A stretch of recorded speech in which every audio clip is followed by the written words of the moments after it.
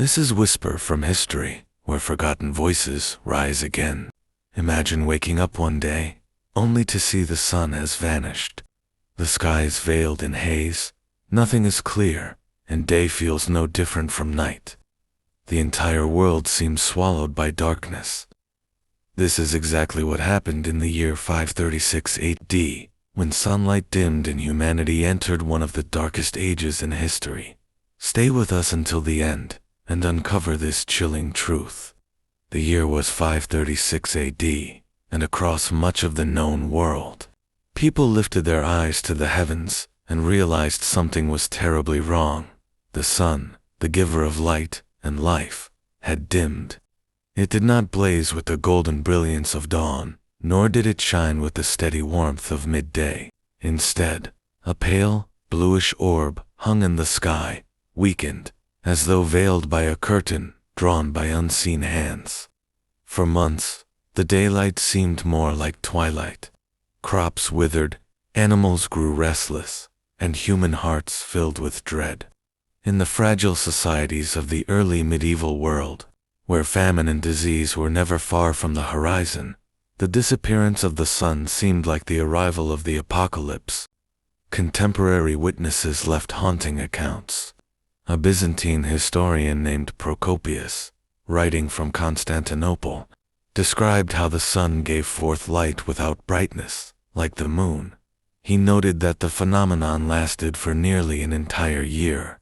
The Irish chronicles speak of a failure of bread in 536, while Chinese records mention yellow dust falling from the sky and strange mists that dimmed the daylight. From Scandinavia to Mesopotamia, whispers of catastrophe were etched into chronicles, legends, and even tree rings that still bear scars of this mysterious event. To the people who lived through it, the vanishing of the sun was not a natural anomaly, was a harbinger of doom. Modern science has confirmed that their fears were not unfounded. Something extraordinary happened in 536, something that altered the global climate in ways that reverberated for decades. Tree ring evidence shows that this was the coldest decade in more than 2 millennia. Across the northern hemisphere, temperatures plummeted by as much as 4 to 6 degrees Celsius. Summer harvests failed repeatedly. People in Europe and Asia spoke of frost in the middle of June. Snow fell in China during midsummer. Rivers froze over. Famine, disease, and despair swept across the continents.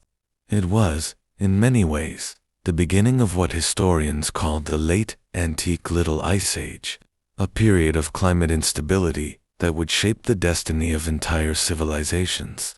But what caused the sun to vanish?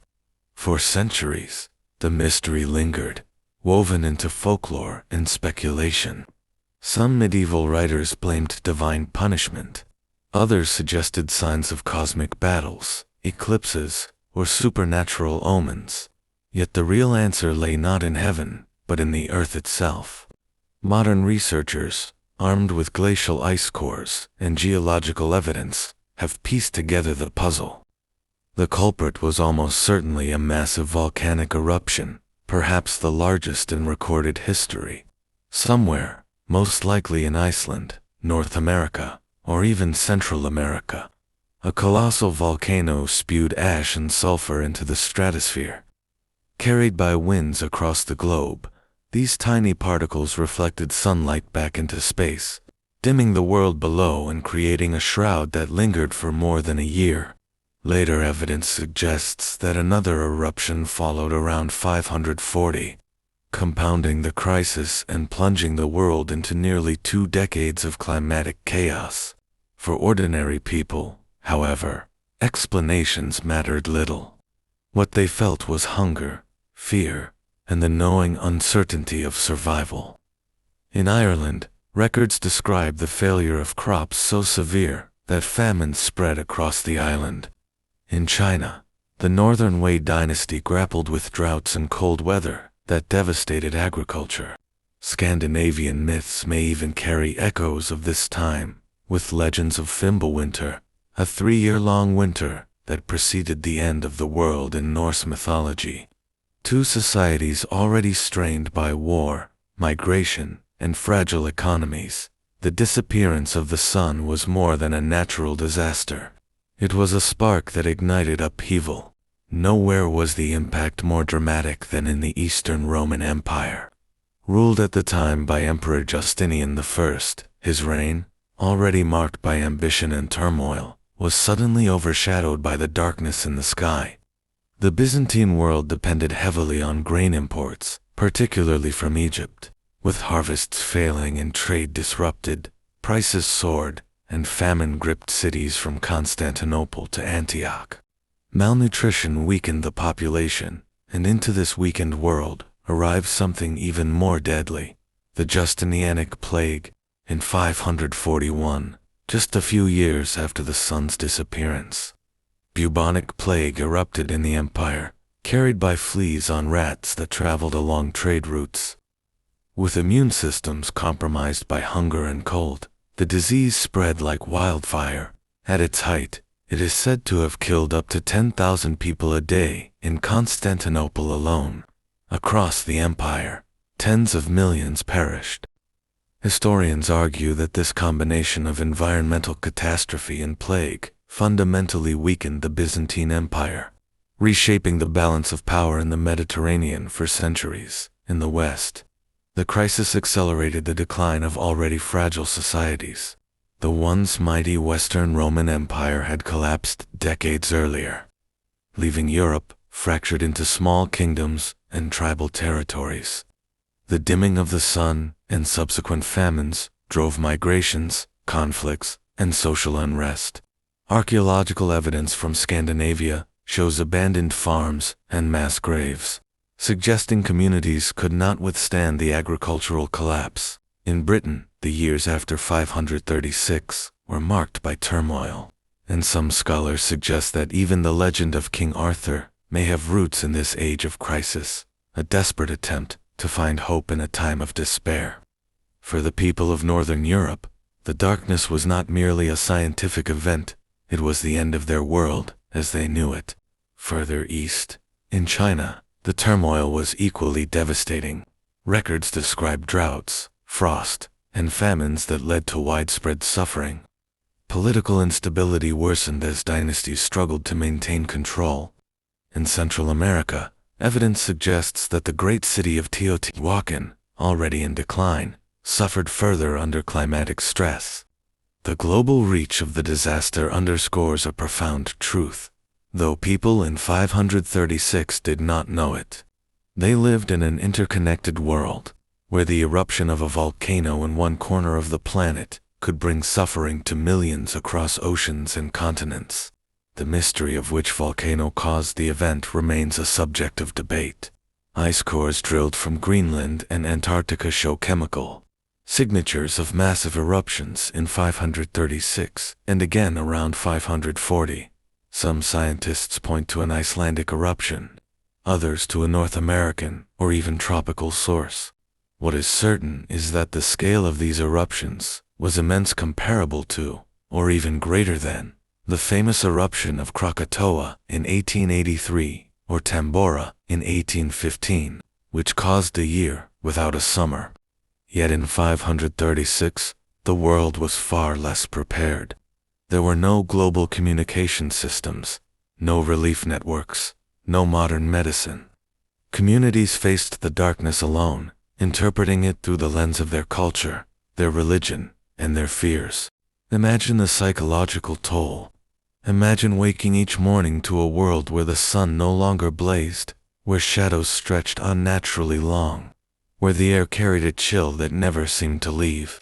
Imagine watching your fields fail, your livestock weaken, your children cry with hunger.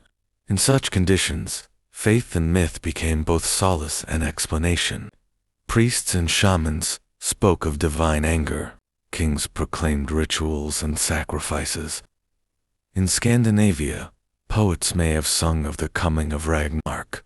In the Mediterranean, bishops declared days of fasting and prayer.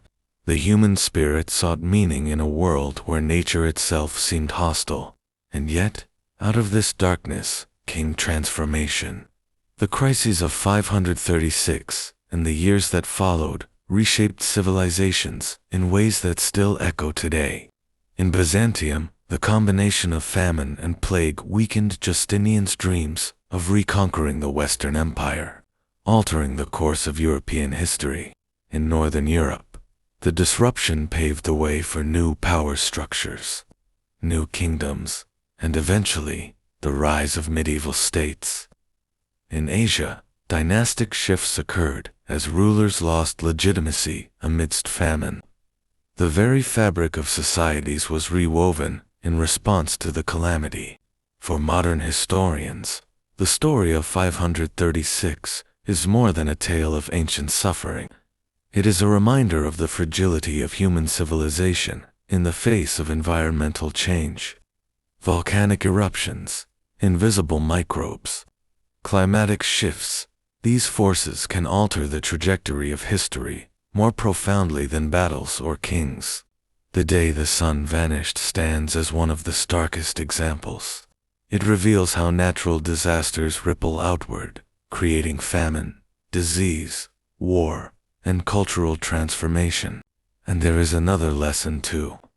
For centuries, the memory of 536 lingered in folklore, in myths of endless winter, in chronicles of suffering. But with the tools of science, tree rings, ice cores, archaeological digs, we can now see the outlines of what truly happened.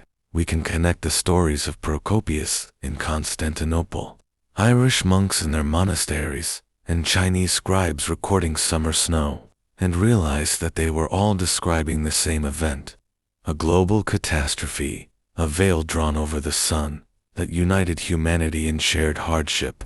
Even today, as volcanic eruptions like Pinatubo in 1991 remind us, the power of the earth to alter the climate is immense. In a modern world of billions of mouths to feed, global trade, and fragile systems, the echoes of 536 carry warnings. What would happen if the sun dimmed again for a year? How would our societies, more advanced yet more interconnected, respond? The people of 536 could not have imagined our world, just as we can hardly imagine theirs.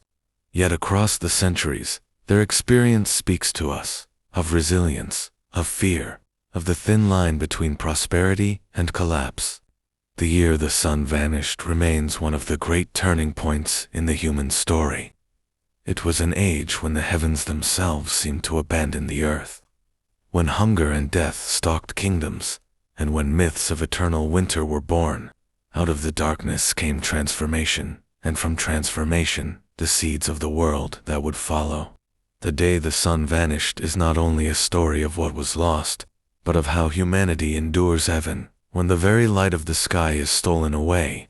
This was the time when the sun stole its light from mankind. The year 536 AD, a year that changed the world forever. And it reminds us just how small and fragile humanity truly is before the power of nature. If you're enjoying our Dark History series, make sure to subscribe and explore our Dark History playlist, where many more haunting stories await. This video is narrated by an AI voice, script and editing done by human.